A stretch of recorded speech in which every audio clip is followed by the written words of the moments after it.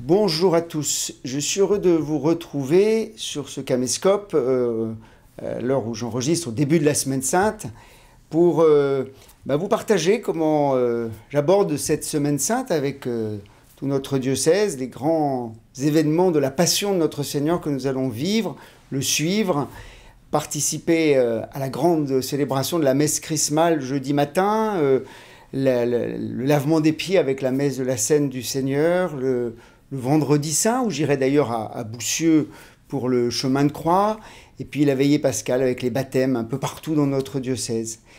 Et peut-être d'abord vous dire que l'actualité nous invite à porter peut-être un regard particulier sur ce mystère de la mort humaine, éclairé par le mystère de la mort par amour de Jésus, le Fils de Dieu. C'est l'actualité parce que le Sénat doit bientôt travailler encore cette proposition de loi sur la fin de vie. Et on voit que c'est peut-être un cadeau que nous pouvons faire à nos contemporains, nous qui sommes habités par cette espérance à cause du mystère pascal du Christ, de la manière que Jésus a eu de mourir. On voit le centurion qui voit Jésus mourir. C'était dans la Passion selon saint Marc que nous avons entendu le jour des rameaux. Et en voyant Jésus mourir, le centurion, un païen, s'écrie « Vraiment, cet homme était le Fils de Dieu ». Voilà donc la bonne nouvelle. Jésus meurt comme Fils. Dans sa mort, il va jusqu'au bout de cette sortie par amour, sortie du sein du Père, pour venir vers nous, les hommes, nous révéler à quel point, justement, le Père nous aime. Et dans la mort de Jésus, le Père n'est pas absent, il est engagé, il engendre son Fils. Et donc on peut dire que la mort de Jésus, c'est le point culminant de cette sortie par amour pour nous, les hommes, pour nous libérer du péché et de la mort. La mort de Jésus, vécue comme Fils, rempli d'amour, change le sens de la mort humaine et nous pouvons la vivre comme un passage. Alors nous y pensons en accompagnant ceux qui sont dans un deuil particulièrement douloureux.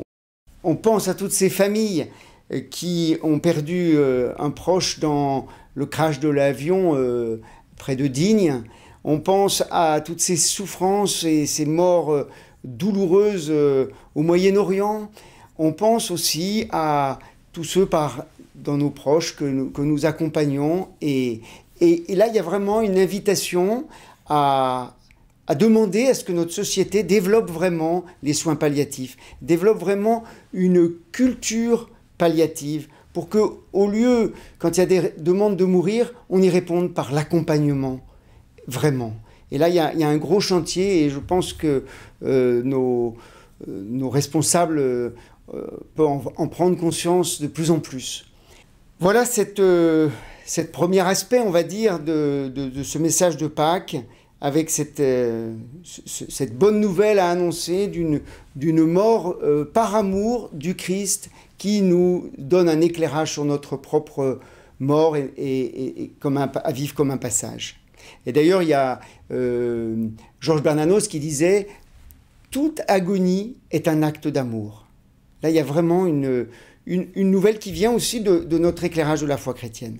Et puis, bien sûr, le message de la joie de Pâques que je vous souhaite à tous, au sommet de notre année liturgique, le moment où nous faisons le chemin avec les saintes femmes du matin de Pâques et avec les disciples pour passer de la peur à la foi, passer du découragement à l'Alléluia de Pâques, à la joie de proclamer la bonne nouvelle.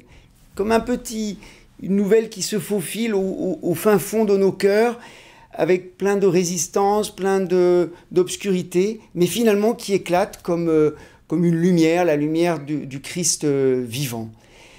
Et l'invitation que je vous fais, c'est de vivre tout ce temps de Pâques, ces 50 jours dans l'allégresse pascale, dans la joie du témoignage, dans toute notre vie et tous nos engagements, nos familles, nos communautés.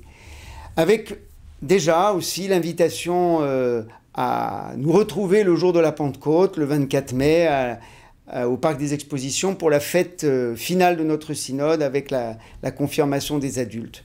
Nous sommes heureux d'avoir vécu les 2 assemblées synodales au mois de mars et maintenant se prépare le document final. Priez pour moi pour que j'arrive avec l'équipe du synode à vraiment finir ce document pour le proposer à tout le peuple de Dieu de notre diocèse.